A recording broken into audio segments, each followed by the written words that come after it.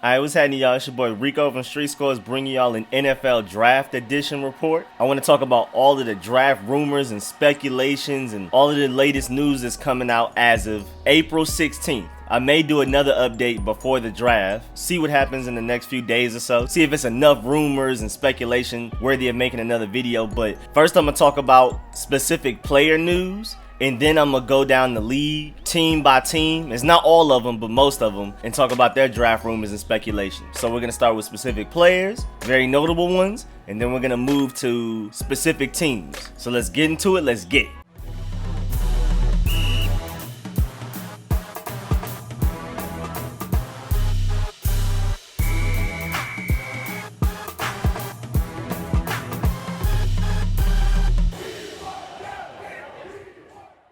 Alright, starting with arguably the best wide receiver available in this draft, Jerry Jeudy. An anonymous scout said that Jerry Jeudy has more star potential than anybody else in the draft, including Joe Burrow, Tua Tagovailoa, Chase Young, anybody. There's an anonymous scout out there that believes that Jerry Jeudy has the biggest chance to just be that guy from this draft. The guy that makes everybody who picked before him that didn't take him look stupid. I mean, when he gets drafted, he's going to automatically be one of the top 5 route runners in the league. At the very least, top 10. His run after catch ability is ridiculous, so I can definitely see that. I'm more of a CeeDee Lamb guy myself, but Jerry Jeudy is definitely the second best receiver in this class, in my opinion. But things also got weird recently because it's reported that Jerry Jeudy posted a 9 on his Wonderlic test. A 9 out of 50, which is like a really bad grade. An average Wonderlic score is a 20 out of 50. And just to let you know, in order of the highest Wonderlic scores from notable wide receivers, you have Michael Pittman with a 29, Bryan Edwards with a 28, Chase Claypool with a 27, Brandon Ayuk with a 23, Henry Ruggs with a 20, Justin Jefferson with a 19, Denzel Mims with a 17, KJ Hamler with a 15, Laviska Shenault with a 14, Jalen Reagor with a 13, CeeDee Lamb with a 12, which isn't much better, only 3 points better. Van Jefferson with a 12, T. Higgins with an 11, and Jerry Jeudy at the bottom with a 9. So I don't know what's going on with this wide receiver class, but these Wonderlic scores are not it. And from what they've all done on the field, it makes you wonder how much these Wonderlic tests actually matter, especially for non-quarterback positions. But it's still something interesting to keep an eye on as this draft process goes on. If Jerry Jeudy ends up sliding, that will more than likely be the reason. I doubt he slides too far out of the top 15 at all. But if he does, remember this Wonderlic test score. And now my favorite receiver in the class, CeeDee Lamb. First of all, there was an anonymous poll that was sent to a bunch of scouts, and CeeDee Lamb topped Jerry Jeudy as the top wide receiver in that poll amongst those anonymous scouts. And I agree.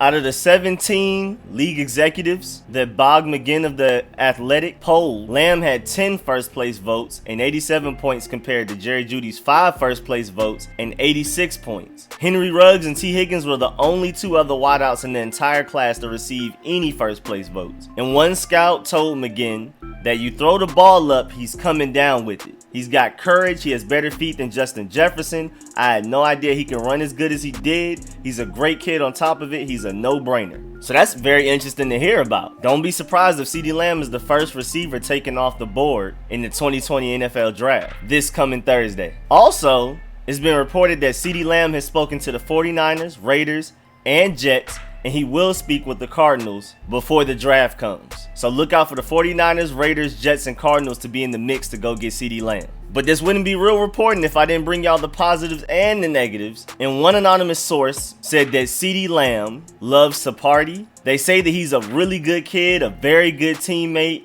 hard work ethic, all of that. But they advise that he shouldn't go to a place like Miami or Tampa Bay, and that it could be Michael Clayton all over again. But they're saying he would be awesome in Green Bay. So apparently he's a big partier and it would be best to keep him away from party cities. I don't know how much to read into that, but that's very interesting that that was said out loud and reported. But we'll see how that goes. If he ends up going to New York, how he'll react and all of that type of stuff. And now we have a Georgia Bulldog in the mix, my boy, Andrew Thomas. There's rumors that he may go top 10 in the NFL draft. which is shocking because even me, in my opinion, since I love high ceiling guys, the high potential guys, the guy you take him and develop him and he can end up being the best type of guy, I have Andrew Thomas as my 4th overall tackle, and I'm a Georgia Bulldog fan. I love the potential of Tristan Wirfs, Jedrick Wills, and Makovec more. But apparently because of all of the coronavirus chaos and there may not be a mini camp and all of that type of stuff, and since Andrew Thomas is pro ready and plays left tackle,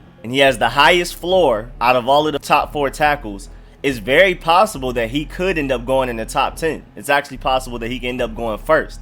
When you draft him, you don't have to worry about him getting up to speed at the NFL level, working on a whole lot of mechanics, a lot of stuff that you would normally work on in mini camps and all kinds of practices that we may end up missing because of the coronavirus chaos. So Andrew Thomas is the safest bet out of this tackle class. So don't be surprised if he ends up going top 10. I mean, even Matt Miller said that he's heard around that Andrew Thomas may end up going first out of all of the tackle class, which kind of sounds like the Giants because the Giants picked 4th, and we're going to talk about them a little later, but it sounds like they may be going offensive tackle over Isaiah Simmons. And it's really interesting too because during the 2019 draft, when we started previewing who's going to be in the 2020 draft, all the way back to this time last year, Andrew Thomas looked like the certified first tackle that was going to get taken. He looked like the almost guaranteed best tackle in his class. But then as the 2019 season commenced and as we got later and later, like November and December, we started to see that a lot of those other tackles like Wirfs, Becton, and Wills had more potential. They have a higher athletic upside and all of that type of stuff. So we'll see how all of this goes. It's just really interesting that Andrew Thomas went from being almost a lock to being the first tackle drafted this time last year, to him moving down to 4th in a lot of people's opinions, including mine, to now possibly being the first one taken again just because of all of the coronavirus chaos and teams not being able to depend on rookie mini camps and all of those type of practices to get their tackles up to speed once the NFL season starts. And even though I'm a Georgia Bulldog fan through and through to the heart, and I can't stand Florida, definitely our biggest rivalry personally, CJ Henderson is a dog. I would love for my Redskins to get him, but I know that's pretty much not possible, especially now that he's being rumored to possibly going in the top 10. And it kind of makes sense. He's a very good man cover corner, great ball skills, runs a 4.39. Besides Jeffrey Okudah, he's the most NFL ready corner in this class. And just a few months ago, it was rumored that he may go in the 2nd or maybe even 3rd round, but after getting that 4.39 in the combine, and after people actually for real reviewing his tape and seeing how sticky of a man cover corner he is, I'm not surprised that he may end up going in the top 10. I'm sad. I really wanted him to slide possibly for the Redskins, but that's pretty much impossible now. That is dead. Moving on to edge rusher AJ Epinesa. This time last year, it seemed like it was going to be AJ Epinesa and Chase Young as the top 2 edge rushers in this class, and it was going to be a cliff after that in talent. And even recently, the media has given him a lot of hype for some odd reason. I mean, some media people have him going in the high 1st round, but scouts and team sources, AJ Epinesa is a different prospect. They see him going late 1st round, maybe even high 2nd. They feel like he has some stiffness as an edge rusher, and he's not going to be a great pass rusher in a 4-3 defense. A lot of people feel like he's best as a 3-4 defensive end, which is basically like a defensive tackle almost. So basically expect AJ Epinesa to slide further than a lot of people previously thought. And now there's also offensive tackle from Alabama, Jedrick Wills. He also reportedly scored a 9 on his Wonderlic test like Jerry Jeudy, but they made him do it again. I'm not sure if Jerry Jeudy ended up taking his Wonderlic test again, but they made Jedrick Wills take his again. And he ended up getting a 23 on his 2nd try. So I'm not sure if people are going to still note that 9 that he got at first, but he ended up getting a 23, which like I said earlier is above average. Very slightly above average, but still, that's a pretty decent score. But the problem is he got it on his 2nd try, so we'll see. But with his upside, and with the Wonderlic score not really mattering that much, at least to me it seems like it shouldn't, expect him to still go high in the 1st round. Oh, and for those of y'all who don't know what a Wonderlic test exactly is, it's basically like a type of IQ test. And it's basically used to measure a player's general cognitive ability in subjects like math, vocabulary, and reasoning. Speaking of offensive linemen, my boy Makovec out of Louisville, offensive tackle, has received criticism for loving to cook. An anonymous scout said that he loves to cook and eat more than football. And I don't know how much I buy that exactly, but it is random and funny, I'm not gonna lie. I hope NFL teams don't read into it too much though, because I do like Makovec a lot, and even though the Redskins don't really have much of a chance of getting him, I still want to see him go and get his money and get taken high in the draft and be great and all of that. So hopefully that's just a random scout just starting stuff and other people just don't read into it. And here's a big one right here. Quarterback Tua Tagovailoa out of Alabama. It's reported that his injuries are being talked about a lot around the league, and it's starting to become persistent, and he may end up sliding further than we even thought that he would slide previously, because it was already rumored that he may just make it to the Dolphins' 5th pick without the Dolphins having to even trade up to get him. But now it's rumored that he may even slide past that, and it's reported that GMs aren't necessarily worried about him as far as 2020 goes. They feel like he can survive 2020, but people are worried about if he can be a long-term option at quarterback, if he'll make it to 2022 through 2028, which is an interesting thought. People aren't necessarily worried about if he'll get hurt immediately, but whether or not he'll be a long-term option at quarterback for teams, if he'll be the future of a franchise and not just a 2020 great season for the team that takes him. Also, I found it interesting that it was reported that Tua is almost guaranteed to end up getting a hip replacement at some point in life, but unless AVN, a blood flow issue, sets in, which it looks like it won't, then he won't need that hip replacement till after his career. But if complications arise, he may end up needing a hip replacement while he's still young and within the age range of a quarterback playing in the NFL, which would basically just end his career.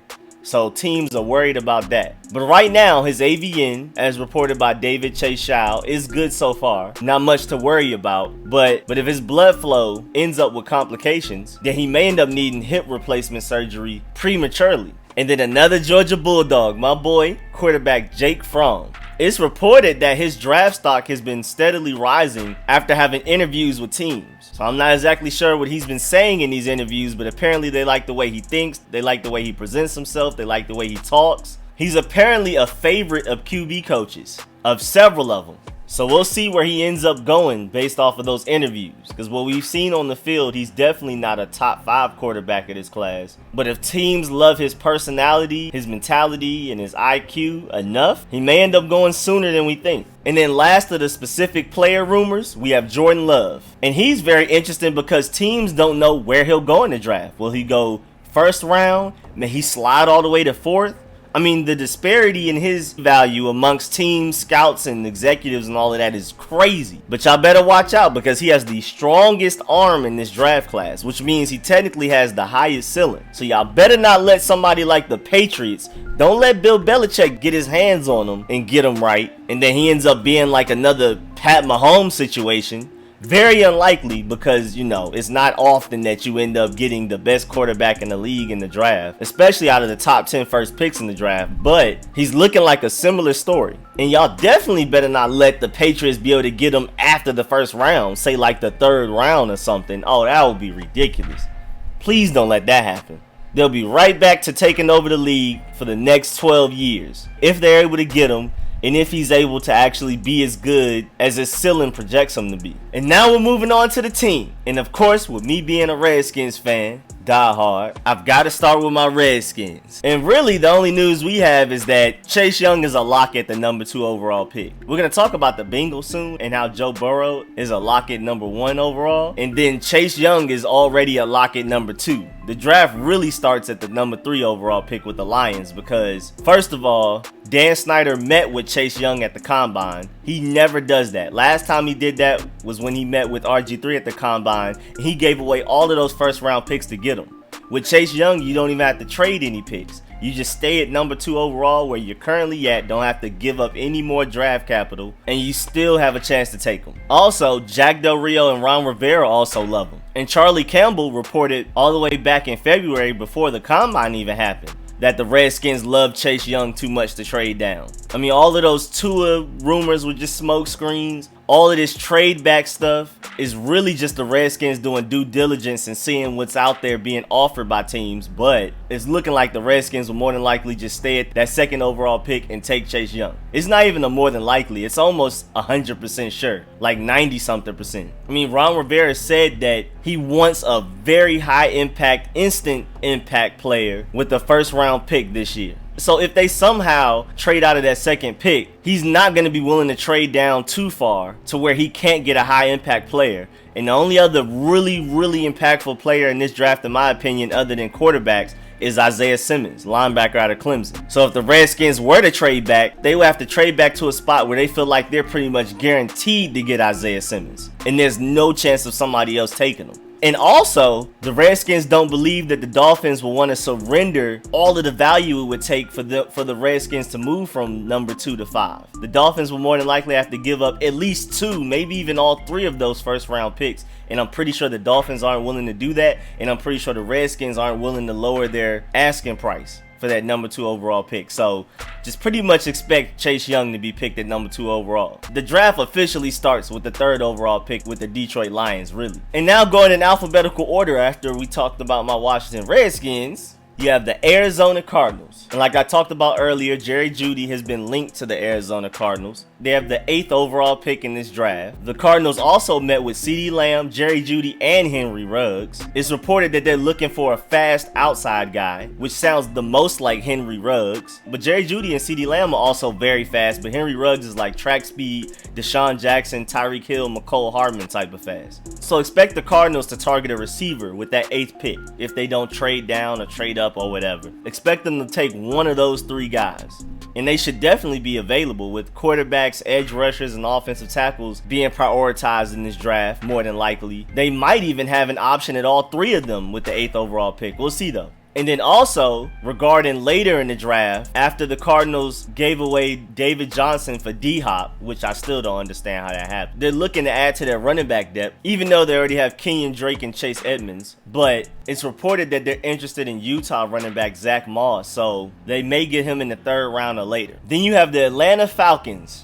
It's reported that they may make some noise with the potential trade up from their number 16th overall pick that they currently have. They have reportedly spent a lot of time talking to players who you would assume would be gone before the 16th overall pick. And other teams are even projecting the Falcons to move up from that 16th overall pick. Teams are literally building their plans around the Falcons trading up. They're just assuming that it's going to happen, or at least preparing for it. Also, their GM sent a huge package of picks, including a future first rounder, to go get Julio Jones back in 2011 when they traded up. And they may not even need to give up that much value to move up in this draft, because they may not need to move up so high. But definitely look out for the Falcons moving up in the draft, whether it be before the draft, in this next few days, or during the draft. And specifically, the Falcons have talked to the Jets about moving up to their 11th overall pick. And what's interesting is what the Falcons may move up for, because they may move up to go get CJ Henderson, who we talked about earlier. The Falcons have been linked to him a lot. Like, it's been a lot of CJ Henderson in the Falcons talks. And then also Javon Kinlaw, the dominant defensive tackle available in this draft. Definitely a top 2 defensive tackle. It's between him and Derrick Brown, who's the best one available in this draft. Or they may trade up and then find a way to trade up again to be able to go get Isaiah Simmons or Derrick Brown. And me personally, I would prefer for them to go get Isaiah Simmons than a division rival like the Giants. So Falcons, do what you gotta do to go get Isaiah Simmons.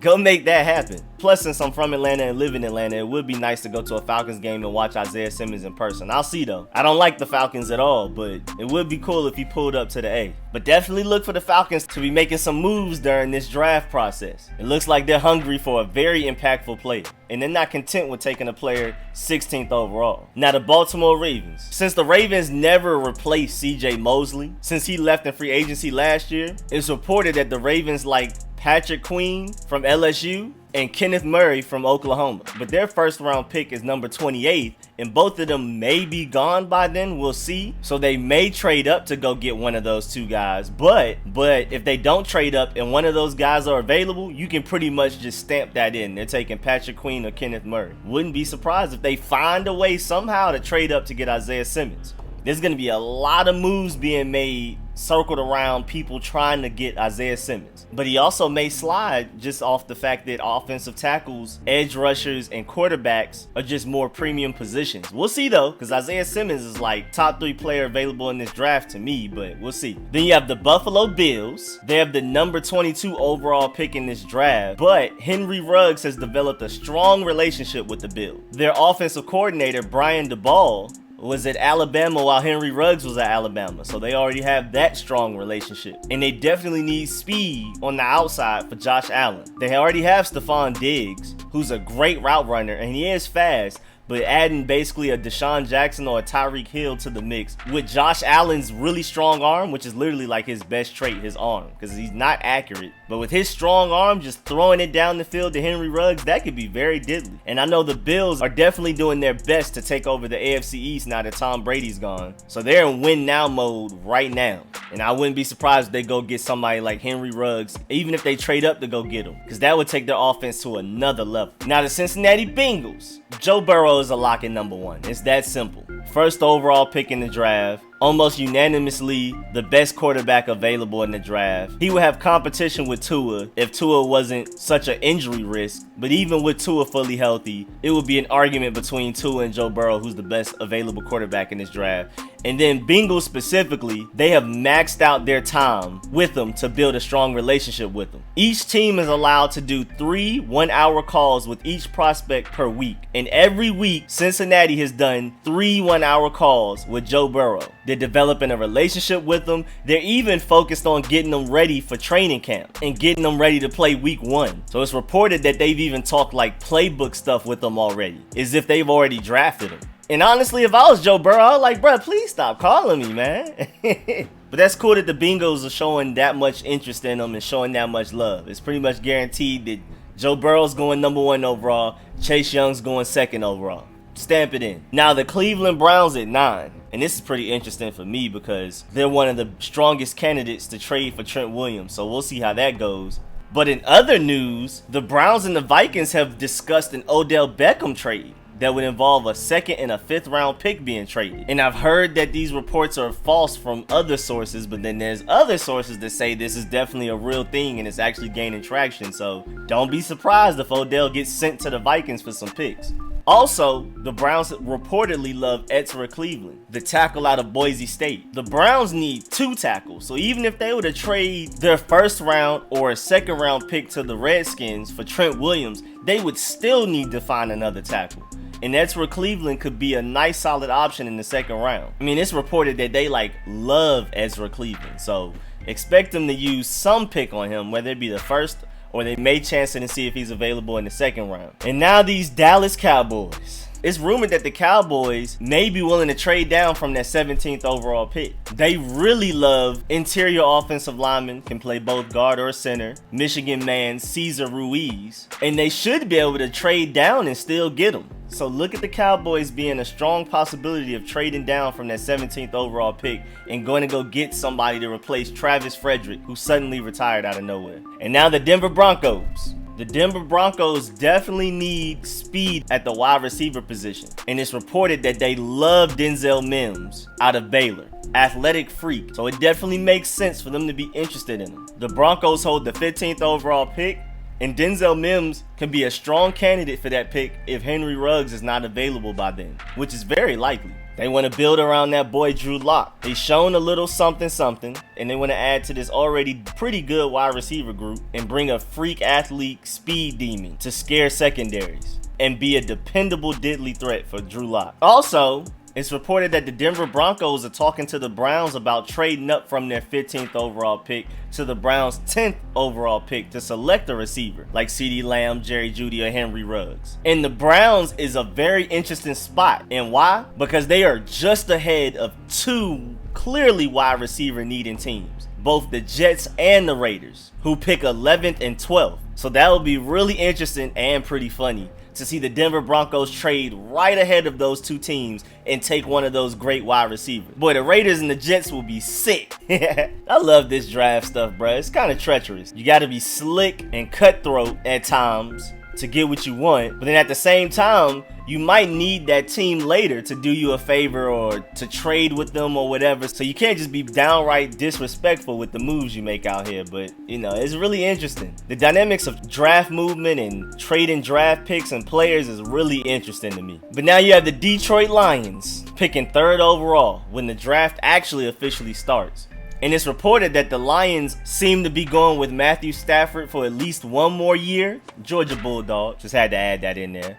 So it's very unlikely that they take a quarterback with that 3rd overall pick, like Tua, Justin Herbert, Jordan Love, or whoever. And they may just go get a quarterback somewhere in the mid rounds to put behind Matthew Stafford to see if they can develop him behind Matthew Stafford, let Matthew Stafford be a bridge quarterback, or bring somebody in to try to compete with Matthew Stafford immediately in 2020. But I'm saying all of this to basically say that Detroit Lions can be a big trade down candidate. They don't plan on taking a quarterback. And even as great as Jeffrey Okudah should be, perennial Pro Bowler, and may even earn himself some All-Pro votes, they may not be willing to take him 3rd overall. They may be able to just trade back a little bit and still get him. Either way, don't be surprised if the Lions trade down from that 3rd overall pick at all. Or they may want Isaiah Simmons. We'll see though. But they're definitely not secure with that 3rd overall pick like the Bengals and the Redskins are before them. And then you have the Green Bay Packers. And the Packers are reportedly interviewing and meeting with a lot of the top quarterbacks in the draft. So it seems like they may already be looking for a replacement for Aaron Rodgers, since Aaron Rodgers is not at the peak of his career anymore. They may not be looking to replace him immediately as in like 2020, but they may be looking to bring somebody in to develop behind Aaron Rodgers. Basically how they brought in Aaron Rodgers to develop behind Brett Favre for a couple of years. They may be planning to do the same thing. Also, the Packers really like Terrell Lewis, edge rusher out of Alabama. And even though they already have both of the Smiths, who were actually a pretty deadly edge rusher duo last season, they may be looking to add some depth. So look for them to possibly go get Terrell Lewis sometime in the draft to add to a healthy rotation of pass rushers. You can really never have too many pass rushers, honestly. Now the Houston Texans, the Bill O'Brien Houston Texans, boy. Apparently, they look to be getting a running back in this draft. And they've shown quite a bit of interest in Ohio State running back J.K. Dobbins. Now the Texans don't have a 1st round pick. Their first pick in the draft is in the 2nd round, 40th overall. But they may be able to stay there and possibly get J.K. Dobbins, with running backs probably sliding pretty far in the draft. I mean, all of them, with them not being much of a premium position. And you already see the contracts the running backs are getting in their second contracts after their rookie deals are done. Christian McCaffrey is an exception because he's mostly seen as like a wide receiver also, so that's why the Panthers were willing to give him that much money. But most running backs like Melvin Gordon are not valued as high anymore. And we've already seen how the Rams were burnt by Todd Gurley's contract and how the Cowboys were kind of burnt by Ezekiel Elliott's contract already. So running backs just aren't valued as high, and expect them all to slide. Even my boy DeAndre Swift from Georgia, who's the best running back in this draft, don't expect him to go within the top 20 maybe. So J.K. Dobbins may even make it to the Houston Texans 40th overall pick without them trading up. But the Houston Texans are definitely interested in J.K. Dobbins specifically. They wanted to meet with him, but with coronavirus protocol, they're not able to meet with him in person. And then you have the Kansas City Chiefs, who have been rumored to not be able to make any picks in this next draft because their team is already overpowered. I mean, I'm just trolling. But they don't really have any draft rumors centered around them because they can go any which way. They can go secondary. They may go offensive line. There isn't just a huge glaring weakness on their team, and no rumors have come out of their camp yet. So really, there's no Kansas City Chiefs rumors. I just wanted to include that for a laugh real quick. And now for the Los Angeles Chargers. It's rumored that the Chargers are very high on Justin Herbert. The Chargers GM hasn't come out and said it, but a friend of the Chargers GM said that he loves Justin Herbert. So I don't know how much value to put in that statement, but I have heard Justin Herbert to the Chargers quite a bit these past few weeks. And with the 6th overall pick, they might have a chance to get both Tua and Justin Herbert. And I've heard that they may even like Justin Herbert more just because he's the safer prospect. Now the Miami Dolphins, and they have a lot going on. First of all, it was rumored back in February that Alabama offensive tackle Jedrick Wills would be a top target for them at their 18th overall pick because they have the 5th, 18th, and 25th overall picks in this draft. 3 first rounders. And it's rumored that they may target Jedrick Wills or another top offensive tackle with that 18th overall pick and go quarterback with the 5th. It's also rumored that the Dolphins are one of those teams that may prefer Justin Herbert over Tua because of Tua's injuries and his durability concerns. But they may have also put this information out there to basically smokescreen teams from moving up past them to take Tua. If it's rumored that the Dolphins don't really like Tua and they won't pick him even with that 5th pick if he makes it there, then teams are way less likely to trade up past them to take Tua, and they may actually want Tua, but they just want teams to believe that they don't want him, so he can fall to their lap 5th overall. We'll see though. It's a lot of interesting stuff going on with the draft. All of this stuff is really entertaining to me. All of these mind games, all of this strategy, I love it. It's also rumored that the Dolphins love Ezra Cleveland and may use maybe their 25th pick on him if they're not able to get Jedrick Wills or another one of those top 4 offensive linemen with the 18th pick. And even crazier, is rumored that the Dolphins are trying to trade up to get that 1st overall pick from the Bengals and take Joe Burrow. That's how much they love him. Apparently, they really love Joe Burrow. And it's really interesting that they're so heavily invested in quarterbacks this year, because that basically means that they're not going to wait for Trevor Lawrence or Justin Fields in the 2021 draft like a lot of people said they might. It seems like they want to go ahead and get their franchise quarterback this draft and be ready to win as soon as possible. Because just like what I said with the Bills earlier, with Tom Brady out of the AFC East, I know those AFC East teams feel like they have more of a chance of possibly winning the division and trying to go get a Super Bowl. So it seems like the Dolphins are definitely trying to win now. And you can definitely tell with a lot of the free agency signings they made. They went and paid Byron Jones at corner all of that money. They went and got Kyle Van Noy at linebacker, Jordan Howard at running back, Emmanuel Ogbah defensive end, Shaq Lawson at defensive end. They took my Eric Flowers away at guard. The Redskins revived him and turned him into a very good guard. So they went and got him. So they look to be in win now mode. This does not look like to be a rebuild at all. It looks like 2020, they're trying to take over the AFC East, which is very interesting. And also, to kind of counter what I said earlier with Joe Burrow and Tua and all of that type of stuff, Herbert to the Dolphins is actually building up real traction lately.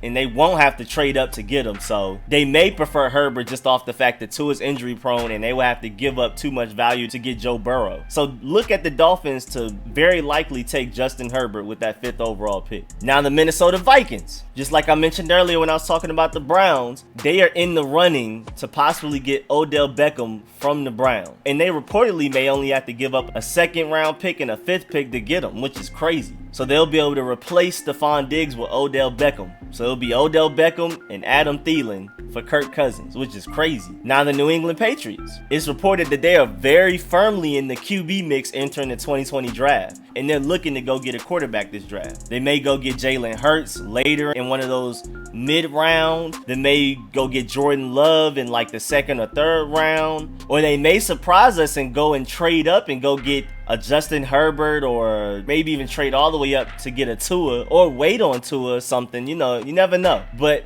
it has been reported that the Patriots love Justin Herbert, but we'll just have to see if they love him enough to trade up to go get him. Also, back in February, the Patriots scouts loved SMU wide receiver James Prochet at the Senior Bowl. And he fits the type of receiver that Bill Belichick loves and has had the most success with. So definitely look at the Patriots getting James somewhere in those mid rounds, maybe in one of those day 3 picks. Now the New Orleans Saints, expect them to look to go get a wide receiver, an impactful one, maybe even a couple of them. They already have Michael Thomas, of course, but they are in win now mode with Drew Brees only getting older. And Ted Ginn is getting up there in age, and Ted Ginn was never that great to begin with anyway. And Traquan Smith has not lived up to his potential, except for the only game he's really looked good that I remember is against us, my Washington Redskins, that one game a couple of years back. And this is a very strong receiver class, so expect the Saints to spend 2 of their top picks on wide receiver. Maybe their 1st round and maybe even their 2nd round or a 3rd round. And now the New York Giants. It was reported back in February, late February, that Dave Gettleman said that the Giants are open for business when it comes to trading down out of that 4th overall pick. So it may be very possible that the Giants trade down from that 4th overall pick come draft day. Also,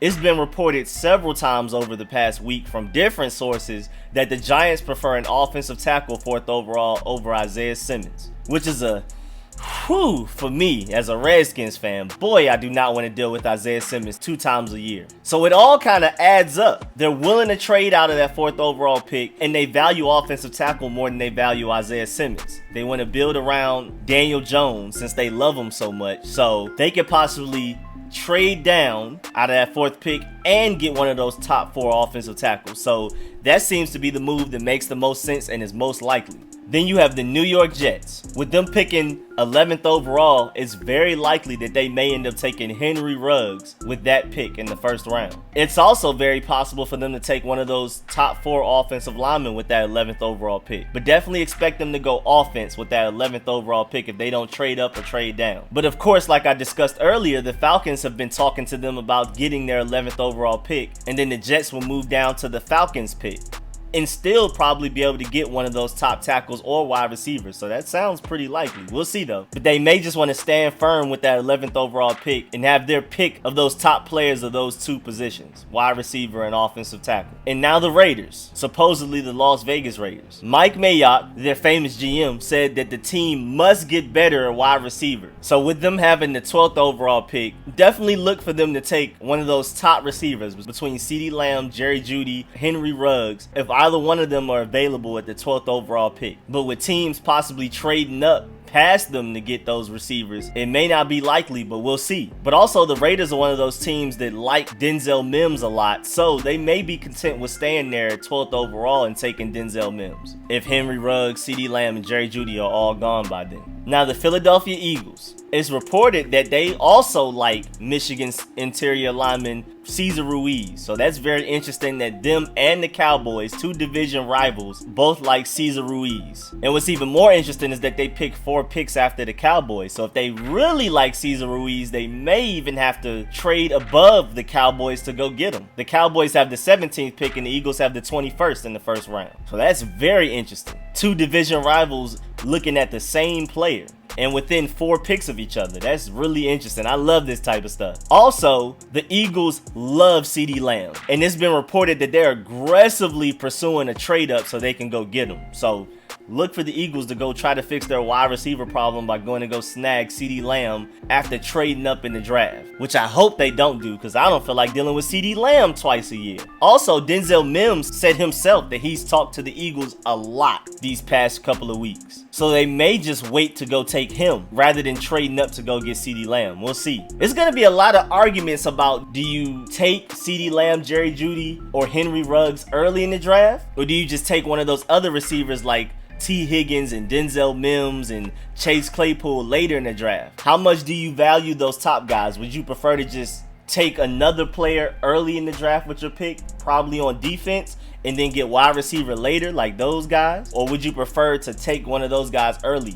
Like, would you even be willing to trade up to get one of those guys rather than just wait to get those other guys? It's a lot of interesting dynamics as far as this draft goes, especially with this wide receiver class being so deep. Then you have the 49ers. They have the 13th overall pick after dealing away DeForest Buckner to the Colts. And they also have the 31st overall pick because that's the pick they have since they went to the Super Bowl. And it's reported that they would love to use that 13th overall pick, more than likely on receiver or offensive tackle, and then they're willing to trade that 31st overall pick. They're willing to trade down from that pick. So they're going to more than likely stay at that 13th overall pick and take a receiver or an offensive tackle. And then they're very likely to trade down from that 31st overall pick. So this is very interesting because, like I said, the Denver Broncos may trade up to the 10th pick. And then the 49ers will have to worry about the Broncos possibly having the 10th overall pick to take a receiver, the Jets possibly taking a receiver at 11th, the Raiders possibly taking a receiver at 12th, and then you're the 49ers at 13th who also wants a receiver.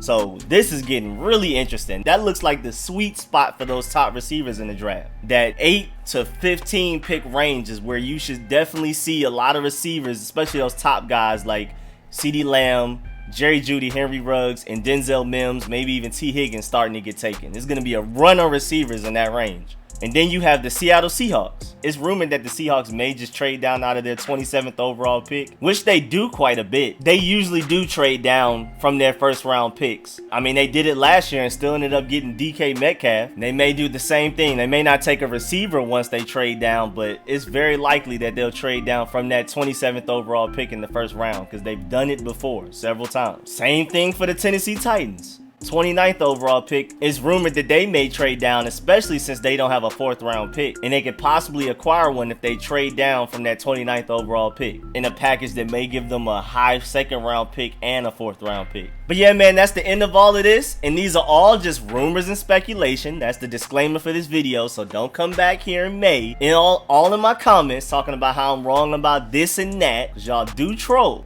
but be dead serious sometimes with it. So I don't know what y'all got going on, but just as a disclaimer, a lot of these are rumors. I'm not saying any of these things are facts. That's why I emphasize reportedly and all of that type of stuff. Sources say and anonymous scouts, all of that type of stuff. So use this information wisely, take all of it with a grain of salt, do your own research, but thanks for the view. Please like the video if you learned anything. If you liked it, please subscribe for more content. About to start heating y'all up with draft content. I plan on doing a live mock draft with y'all where y'all help contribute with the picks and everything, and we do the picks together, and I'll have the Draft Network mock draft simulator on the screen for y'all to see, and we'll pick players together. I plan on doing that maybe like Monday or Tuesday, we'll see. So definitely please subscribe for more content, especially for draft content, and I appreciate the support. I'll catch y'all later. I'm out.